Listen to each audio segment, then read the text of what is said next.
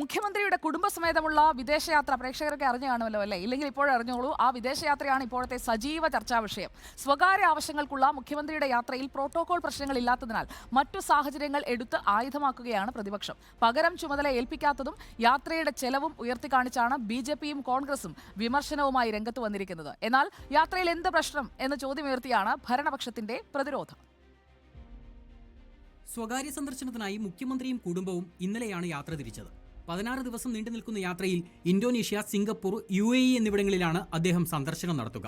യാത്ര കഴിഞ്ഞ് 21-ന് കേരളത്തിൽ മടങ്ങിയെത്തുകയും ചെയ്യും. സാധാരണ ഔദ്യോഗിക യാത്രയ്ക്കായി മുഖ്യമന്ത്രി വിദേശത്തേക്ക് പോകുമ്പോൾ സർക്കാർ തന്നെ അറിയിപ്പ് പുറപ്പെടുവിക്കാറുണ്ട്. പക്ഷേ അനൌദ്യോഗിക സ്വകാര്യ യാത്രയായതിനാൽ അത്തരം അറിയിപ്പുകളൊന്നും ഉണ്ടായിരുന്നില്ല.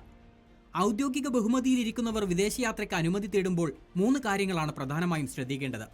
ഇന്ത്യയുടെ താൽപ്പര്യങ്ങൾക്ക് വിരുദ്ധമായ പരിപാടികളിൽ പങ്കെടുക്കരുത്. ഇന്ത്യാവിരുദ്ധ പ്രസ്താവനകൾ നടത്താൻ പാടില്ല. ഇന്ത്യയും സന്ദർശനം നടത്തുന്ന രാജ്യവും തമ്മിലുള്ള ബന്ധത്തിൽ വിള്ളലേൽപ്പിക്കുന്ന ഒന്നിലും പങ്കാളിയാകരുത്. ഇവ പാലിക്കുകയാണ് എങ്കിൽ വ്യക്തിപരമായി വിദേശത്തേക്ക് പോകുന്നവരെ കേന്ദ്ര സർക്കാരിന് തടയാനാകില്ല. സ്വകാര്യ ആവശ്യങ്ങൾക്കുള്ള മുഖ്യമന്ത്രിയുടെ യാത്രയിൽ പ്രോട്ടോകോൾ പ്രശ്നങ്ങളില്ലാത്തതിനാൽ മറ്റു സാഹചര്യങ്ങളെ ആയുധമാക്കുകയാണ് പ്രതിപക്ഷം. സർക്കാരിന്റെ പൈസയാണോ, സ്പോൺസർഷിപ്പാണോ, എങ്ങനെയാ പോയത് വന്നിരിക്കുന്നത് ഒന്നും ആർക്കും അറിയില്ല. എന്തിനാണ് ഇയാൾ ഇങ്ങനെ ഒളിച്ചോടുന്നത്?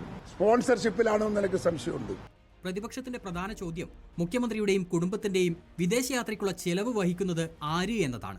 മുഖ്യമന്ത്രിയാണ് ചെലവ് വഹിക്കുന്നത് എങ്കിൽ അതിനുള്ള വരുമാനം എവിടെ നിന്ന്? മുഖ്യമന്ത്രിയുടെയും പൊതുമരാമത്ത് മന്ത്രിയുടെയും പകരം ചുമതല മറ്റാർക്കെങ്കിലും നൽകാത്തത് എന്തുകൊണ്ട്?